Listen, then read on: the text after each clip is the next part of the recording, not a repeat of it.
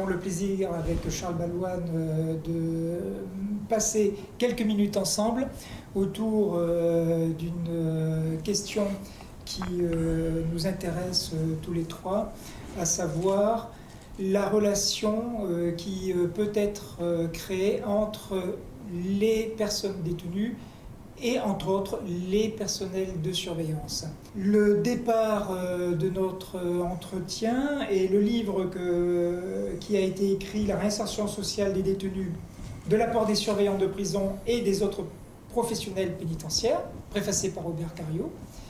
Et nous aimerions connaître votre point de vue concernant cet apport, notamment des personnels de surveillance, dans cette relation que nous qualifierons de positive entre les personnes détenues et les surveillants. Merci pour cette invitation et surtout merci de faire référence à cet ouvrage qui a occupé une bonne partie de mes années d'étudiant, puisque cet ouvrage est issu d'une thèse de doctorat que j'avais soutenue à l'université de Pau sous la direction de Robert Cariou. Au moment où je me suis engagé dans cette thèse, nous étions dans un contexte qui était porté par les grandes manifestations des années 90, des personnels de surveillance du mouvement de 92, des surveillants réclamaient, revendiquaient en fait la bonification du 1/5, où les surveillants étaient davantage portés vers une assimilation avec la police nationale.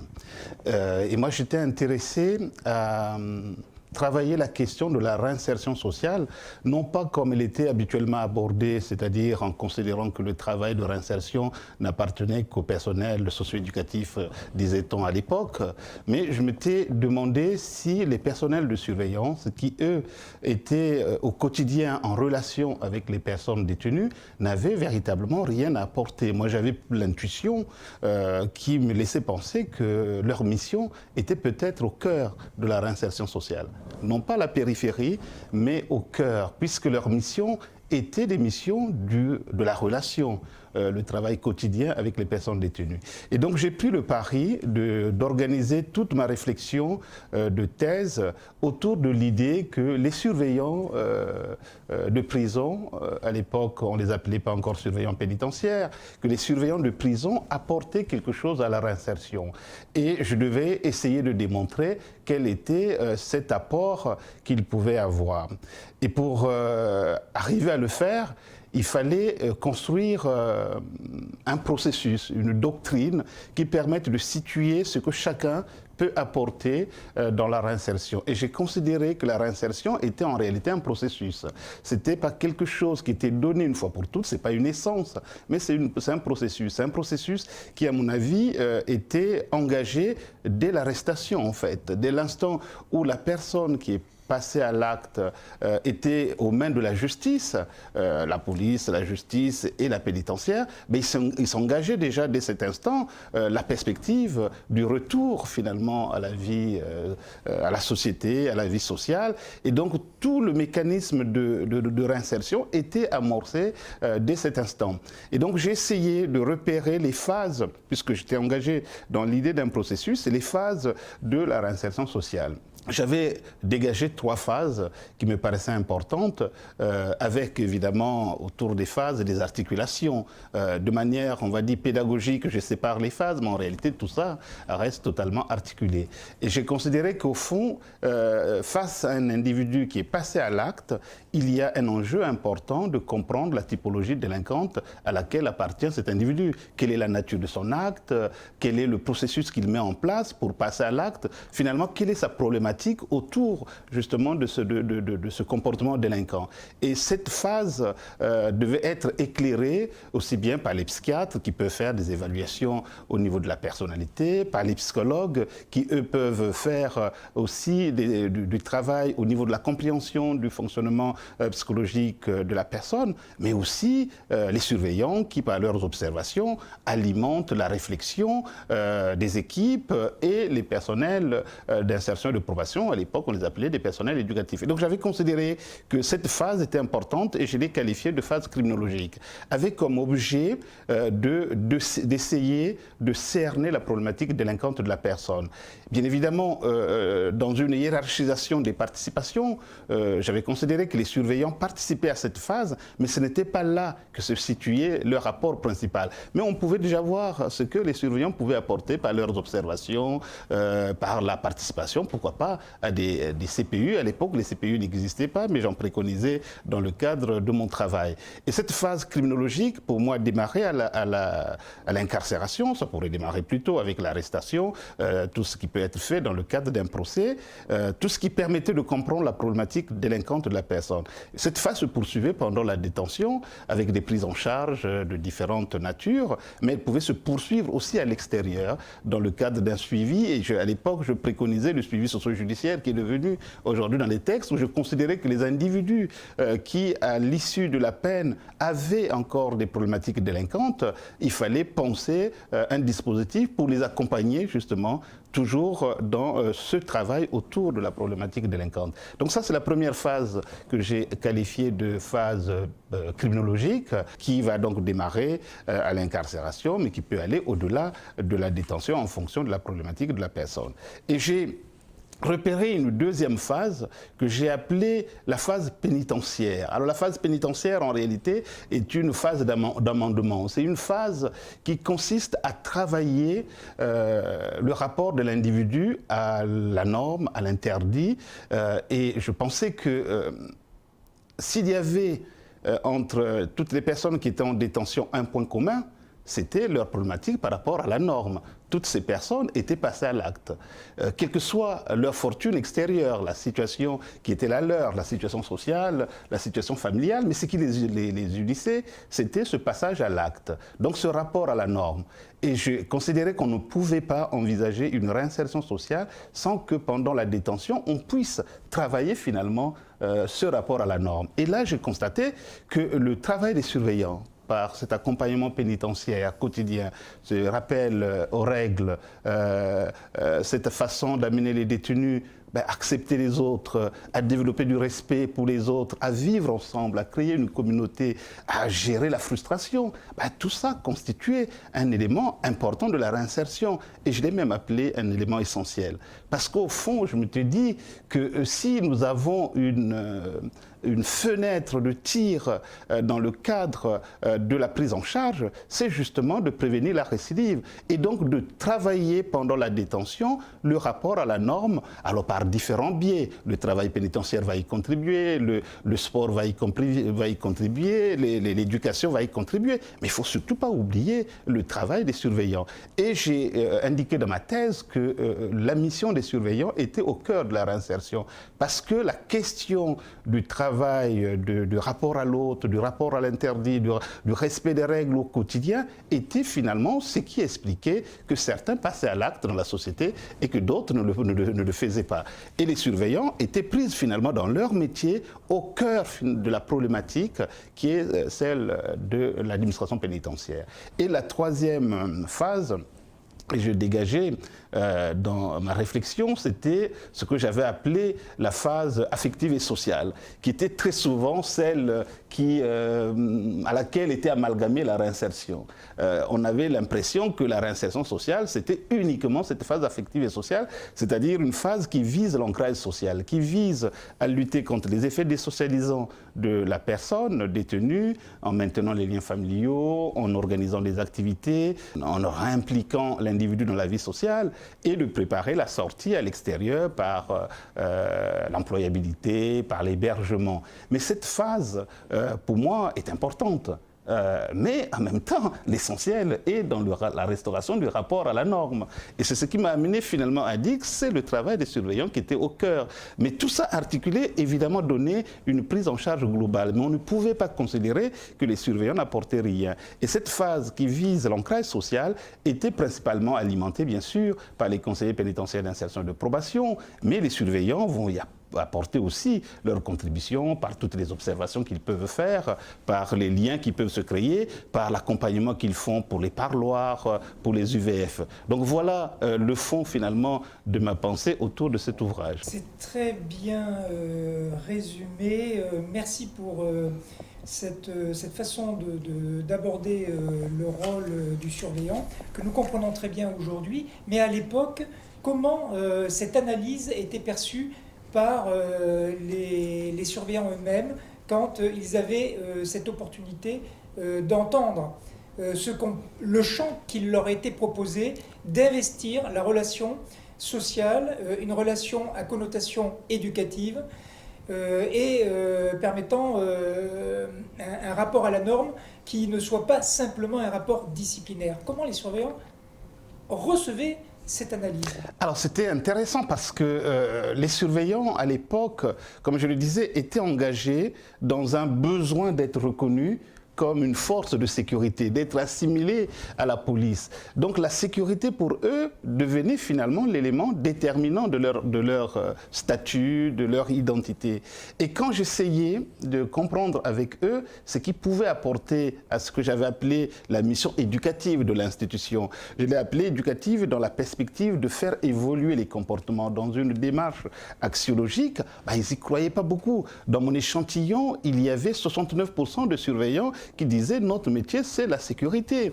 Et il y avait les autres, donc 31% de surveillants qui pensaient qu'ils avaient aussi quelque chose à apporter du côté de la relation avec la personne détenue. La vérité se trouve peut-être entre ces deux positions, parce qu'il s'agit de deux positions. La position de surveillants qui ont une conception de la sécurité qui est une sécurité qu'on va dire traditionnelle, et l'autre conception, celle de surveillants qui voit un intérêt à investir la relation sociale. En 2001, un peu avant 2001, naît le concept de sécurité dynamique. Est-ce que ce concept de sécurité dynamique est un concept qui va venir enrichir cette réflexion autour du champ, d'un nouveau champ investi par les surveillants, tel que décrit dans vos ouvrages? Alors, c'est très intéressant ce que vous dites, M. Mayol, parce qu'au moment où je construis ma réflexion, la notion de sécurité dynamique, on en parlait, mais pas vraiment. Mais ce qu'on décrivait, en fait, était de la sécurité dynamique. Puisque ce que moi j'ai constaté, alors cette minorité avait raison, mais l'autre aussi, enfin il fallait trouver, effectivement la vérité était entre les deux. En fait, ce que j'ai observé, c'est que les surveillants qui disaient que leur métier, c'était la sécurité de l'établissement, la sécurité des personnes, mais en réalité, ils arrivaient à assurer cette fonction dans leur capacité à gérer de manière rigoureuse la détention. Gérer la détention de manière rigoureuse signifie être capable de créer du relationnel avec les personnes détenues, d'anticiper leurs actions, de créer finalement une relation personnalisée, d'être à l'écoute. Et c'est de cette manière-là, finalement, que ça renforçait la mission de sécurité qu'il semblait considérer comme totalement détachée de la relation. Au fond, finalement, quand on creusait l'activité quotidienne de surveillant, on se rendait bien compte que l'essentiel se faisait autour de la relation. C'est-à-dire que si un surveillant n'arrivait pas à avoir une bonne relation avec la population carcérale, durant son temps de travail, il pourrait voir sa tâche compliquée. C'est-à-dire que les personnes détenues peuvent traîner les pieds pour aller aux activités, pour monter aux étages, et très vite, il laisserait du travail aux autres, et très vite, on lui dira, quand tu es là, c'est le bordel. Permettez-moi cette expression. Donc finalement, on voit bien que pour arriver à bien gérer la détention, il était nécessaire de pouvoir créer cette relation. Mais quand je dis ça, ce n'est pas simple parce que les surveillants sont pris dans un processus qu'aujourd'hui on a de plus en plus explicité. En fait, le processus pour moi, dans lequel ils sont pris, c'est de pouvoir partir de la contrainte pour arriver à la coopération. Et tout l'enjeu, il est là. Les gens qui sont là sont des usagers contraints.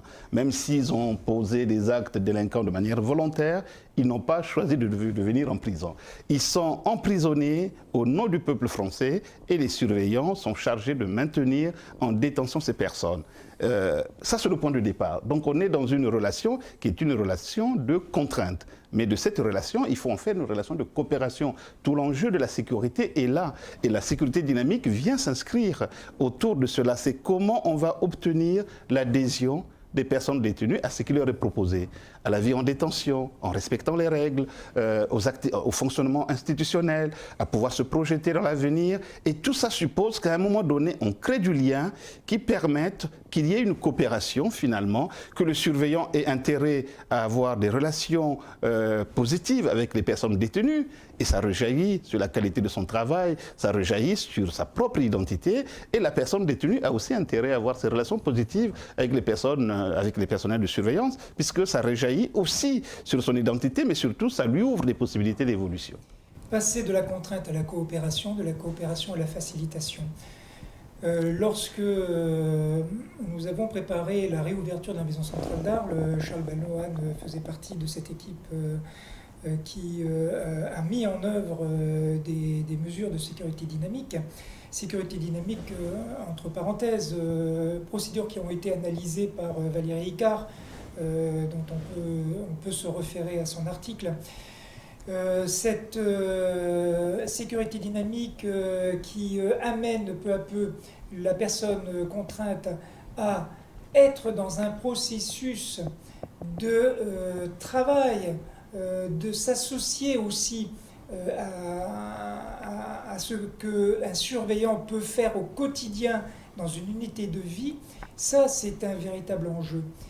Les procédures de la Maison Centrale d'Arles, vous en avez entendu parler. Est-ce que pour vous, ces procédures que l'on peut qualifier de procédures relevant de la sécurité dynamique sont véritablement un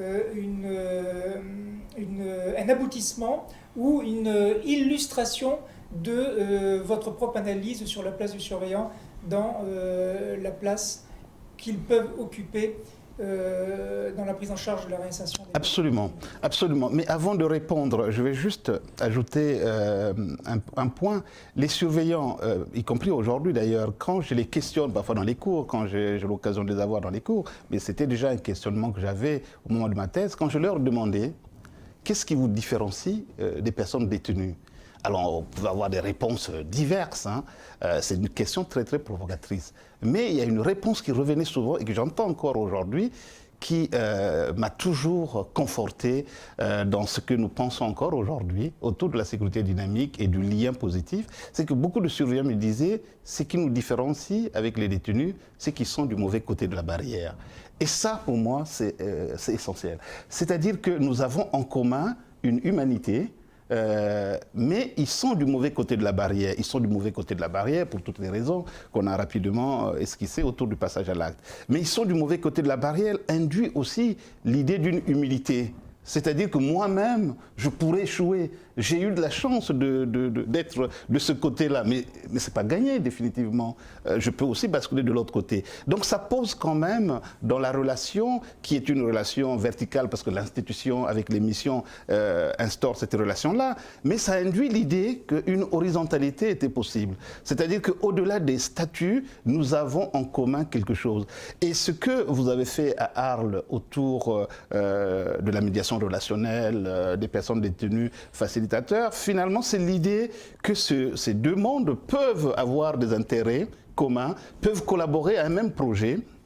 Ça rejoint la coopération que j'évoquais tout à l'heure, mais qu'on pourrait faire un centrage sur l'humain, parce que ces procédures marchent dès l'instant où le centrage est porté sur l'humain détenu, mais l'humain surveillant aussi. Dans quelle mesure chacun va essayer de s'inscrire dans une dynamique qui s'appuie sur une relation. Or, la relation suppose la reconnaissance mutuelle, la reconnaissance des statuts des uns et des autres, mais la reconnaissance aussi du statut de personne. Et moi, ce que je pourrais aujourd'hui dire de ce que vous avez fait à Arles, dont les fils sont tirés aujourd'hui jusqu'à la justice restaurative, c'est quand même de penser dans une institution qui a souvent cultivé la dichotomie, la séparation entre ces deux mondes, de penser que des passerelles étaient possibles. Et là, vous avez poussé, vous avez forcé les frontières, et c'est ces frontières-là qui aujourd'hui sont dans la doctrine pénitentiaire européenne, internationale, portée par la sécurité dynamique. C'est l'idée qu'une bonne sécurité est garantie par les dispositifs statiques qu'on connaît, mais surtout par cette capacité à créer le lien. Par la capacité à créer le lien, on amène les personnes à se définir différemment, on amène les personnes à prendre conscience finalement de l'impact de leurs actes. On les responsabilise en les reconnaissant, on les rend acteurs de quelque chose. Et le fait d'être acteur, ben, on devient contributeur. Et donc finalement, on est dans une pacification du lien. Et ça peut prendre des formes diverses, des médiation relationnelle, les détenus facilitateurs, la médiation animale que vous avez développée à Arles. Mais tout ça, en fait, constitue des dispositifs qui viennent finalement nous rappeler qu'il y a des êtres humains qui ont des processus cognitifs, qu'il faudrait les connecter pour que tout ça se mette en route. La question de la sécurité dynamique, effectivement, elle apparaît dans les textes autour des règles pénitentiaires européennes en 2006, mais elles viennent de suite éclairer les pratiques antérieures. Ça vient un peu conforter les personnels dans leurs pratiques, dans le sens où la sécurité dynamique, c'est avant tout la nécessité d'investir dans la relation pour mieux prévenir les risques de récidive, les risques de violence en détention. Sur la question de la sécurité dynamique, je crois que vous avez fait pas mal le tour, et effectivement, entre ce que vous avez écrit et ce que nous avons essayé de mettre en pratique au sein de la Maison centrale d'Arles lors de son ouverture, il y a peu de différences. Juste moi, je voudrais juste vous rappeler un aphorisme que vous aviez cité à l'époque. Soumettre les individus malhonnêtes par le châtiment n'est rien si l'on ne les rend pas honnêtes par l'éducation. Qu'est-ce que vous pourriez en dire aujourd'hui de cet aphorisme ? Cet aphorisme qui était marqué au fronton de la prison Saint-Michel à Rome est effectivement pour moi le fondement de l'action pénitentiaire. Au fond, la peine privative de liberté ne peut pas se limiter simplement à la privation de la liberté elle-même. Il faut que ce temps, qui est donc une parenthèse dans la vie des personnes, soit utilisé de manière positive pour justement leur donner la possibilité de revenir dans la société, mais dans le respect des normes sociales. Pourquoi j'insiste sur cette notion dans le respect? Parce que justement quand j'évoquais les phases avec l'idée de l'ancrage social qui a souvent été finalement notre focale sur la réinsertion sociale, cet ancrage social ne dit pas obligatoirement que c'est exempt de crime. L'individu peut retrouver du travail, peut retrouver un logement, mais ne peut pas renoncer au crime. Or, je pense que nous avons un défi plus important qui est aujourd'hui porté par des concepts comme la désistance. C'est au fond comment on va faire pour que l'individu, une fois libéré, renonce au crime. La loi pénitentiaire évoquait la vie responsable, exempte de crime. C'est l'enjeu en fait de la prise en charge pénitentiaire des personnes. Donc soumettre uniquement par la punition, ça ne permet pas d'obtenir ce deuxième élément. Et ça induit finalement une démarche axiologique, éducative. Ce que je trouve intéressant pour faire le lien avec mon travail par rapport à ce que vous avez fait à Arles, c'est que vous avez considéré que le surveillant avait quelque chose à voir dans cette réinsertion. Vous ne vous êtes pas laissé enfermer dans, j'allais dire, la doctrine qui était dominante, qui réduisait la légitimité des personnes de surveillance dans tous les dispositifs qui pouvaient s'inscrire dans un travail éducatif ou dans ce qu'on appelle le travail de réinsertion. Vous avez poussé les portes, vous avez poussé des portes qui n'étaient pas ouvertes. Vous avez poussé des portes qui étaient fermées pour élargir l'horizon et donc pour déplacer les frontières de la réflexion. Au risque de me répéter, ce qu'on fait autour des modules de respect, autour de médiation animale, autour des détenus facilitateurs, de la justice restaurative, on pourra en dire un mot. Tout ça, en fait, est relié par un même fil. Il y en a plusieurs, mais pour moi, le fil est un fil relationnel. C'est-à-dire que tout ça ne peut aboutir à un résultat que si on est capable d'installer entre les gens une relation positive. Cette relation positive est une relation c'est peut-être un raccourci, hein, mais une relation basée sur la confiance, c'est-à-dire investir un champ relationnel qui permet d'établir cette confiance incontournable pour qu'une personne, qui est la personne détenue, puisse évoluer, prendre conscience de la portée de ses actes et lui donner l'opportunité de changer. On parle de sécurité dynamique dans le contexte carcéral, mais vous l'abordez vous-même, si on doit venir attirer la justice restaurative à la sécurité dynamique, on voit qu'il y a une contamination de ces concepts de sécurité dynamique à la société en général. Parce que la justice restaurative va, mais peut-être allez-vous porter un contrepoint à ce que je vais dire, va permettre d'assurer aussi de la sécurité sociale.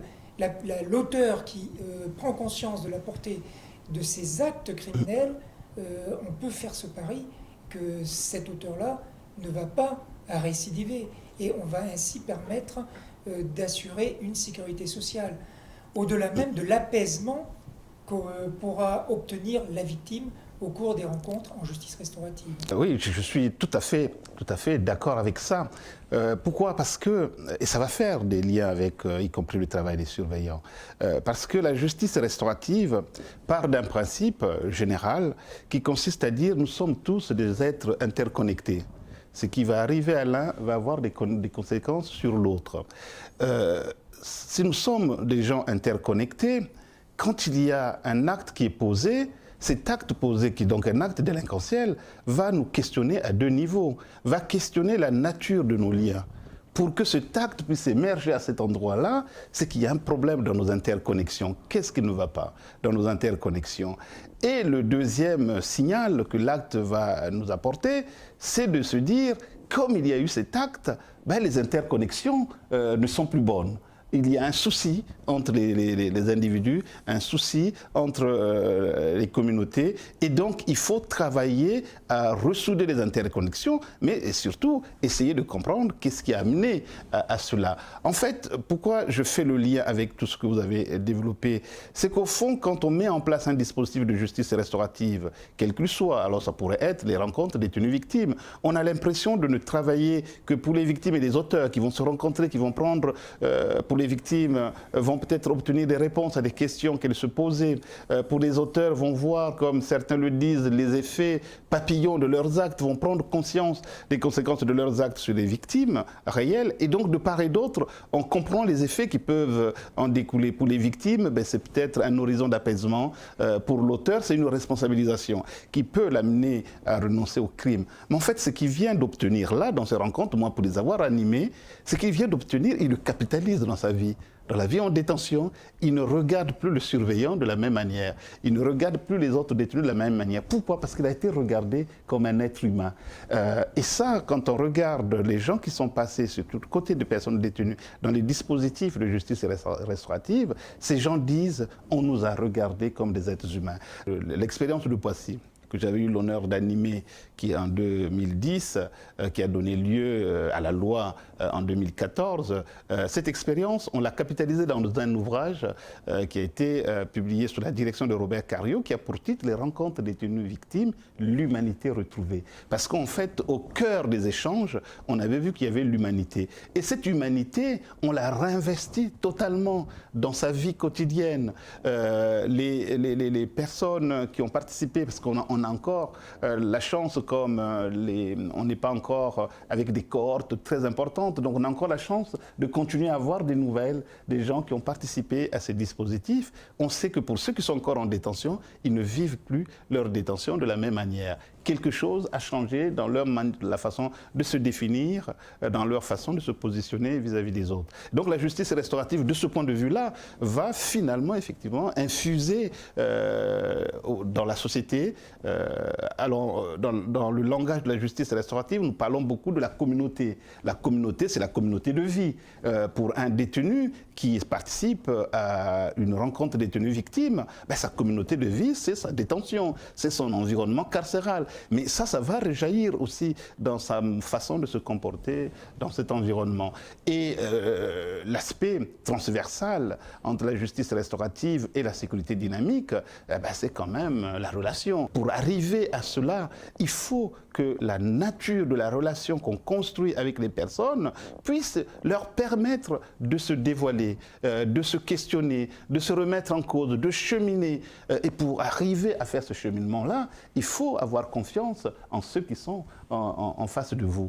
Et nous parlons beaucoup dans les formations de ce qu'on appelle, nous, l'acceptation inconditionnelle. C'est-à-dire que les animateurs vont être formés à ne plus regarder les gens qu'au travers de leur humanité, non plus au travers de leurs actes, ils ont été jugés. Même si les actes vont faire l'objet de l'échange, du partage, mais on ne les juge pas par rapport à cela. On les regarde comme les êtres humains et regarder de cette manière-là, mais les personnes se permettent d'ouvrir des possibles qui jusque-là peut-être n'étaient pas ouverts. Qui pourrait imaginer que derrière ce concept de sécurité dynamique, on peut aborder autant d'aspects différents, variés, qui permettent de repenser le rôle du surveillant dans sa relation avec les personnes détenues.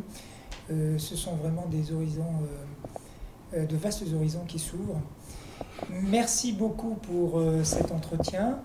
Je sais que Charles aurait aimé poser une dernière question ou alors apporter un point de conclusion. Alors, toujours difficile de conclure, d'autant que je préfère lancer des perspectives plutôt que des conclusions. Monsieur Paulin Banzoulou, je suis ravi d'avoir participé à cette interview.